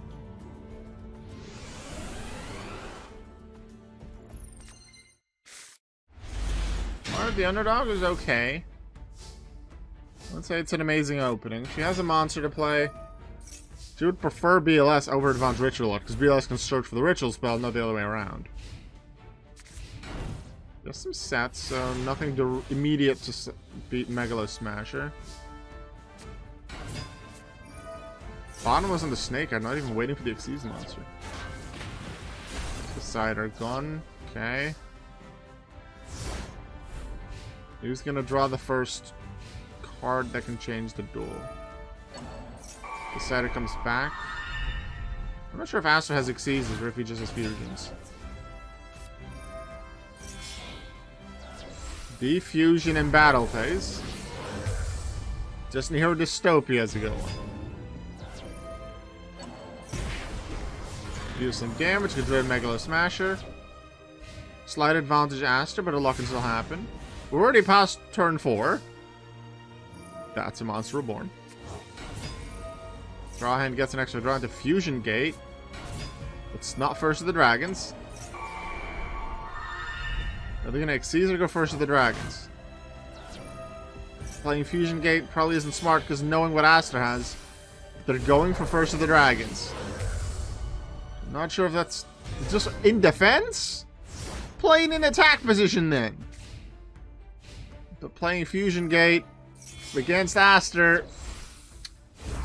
He has fusions. Even if he doesn't have Destiny and Dragoon, he can make Dangerous and Dystopia. And they're wait, Dystopia again? Why? No, I mean, Dangerous. Huh?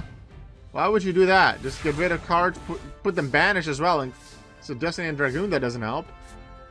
Here comes Legendary Swordsman. Aster's about to be punished. Black Luscious Souls are Legendary Swordsman. The ace for Miss Chono is about to save her.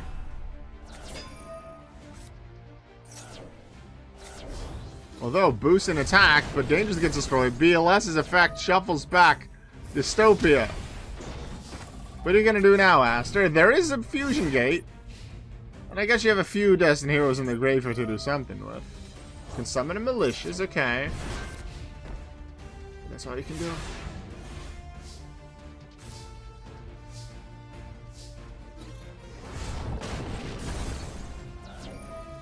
Shuffles back the set into the deck. One more turn for Miss Chono to stay on the top and be alone at the top.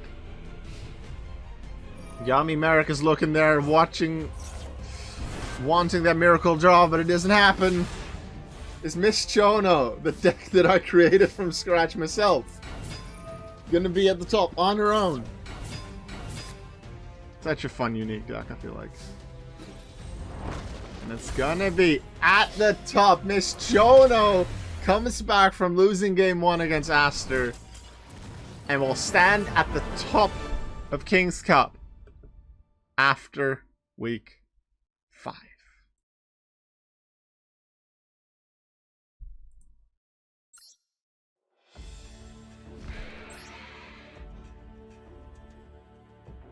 Let's look at the standings. I'll refresh the page. We have at the top, on her own, Miss Chono, 15 points. The only one without a loss. Yami Merrick has moved into second due to Jack Atlas's loss. 10 points now for Antinomy, for Rin, for Blue Angel, for Angie, for Nistro, for Brooke Walker. So all of them could tie with Yami Merrick after next week, potentially. Could pass Jack Atlas. Potentially. So Ricky Tominobu on his own in 10th with 9 points. I like that, even though there's still quite a lot of ties, which makes sense. Because of that 1 point that I give people from winning that... Like, if you lose 2-1, you still get that 1 point for that one game you win. I like that a lot, because that helps with spreading out the points. Makes it more fun. Ricky Tominobu with 9. Aster Phoenix now with 8 points. Dipper Orion, Disa, Roman Goodwin, Tanya now at 7. So Tanya definitely gained. Taya down to 16th. Yusho to 17th. Yamayugi dropped to 18th due to others behind him or around him doing a bit better. Quattro stays 19th, but he has 4 points now instead of 1.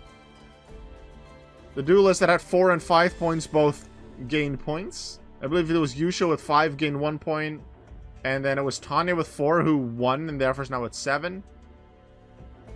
So Yamayugi 18th still after 5 weeks. Has 2 match wins, but yeah, there's still more to come from Yugi probably. Quattro finally getting that win. Still not great in the standings, but he has that match win. Howard X Miller stays stuck at the 1 point that he got in the very first round. Quattro got his win. Jack Atlas got his losses. Miss Chono still without losses, and Howard without wins. Will that change next week? Well, you're going to have to wait and see next week. Because next week will be the final King's Cup stream for a few weeks. Reason for that is because I'm going on a 3-week vacation. I'll be away in the United States with my partner for 2 weeks. And then I'll be back home, but probably stay away from streaming and editing and making videos for a little bit too.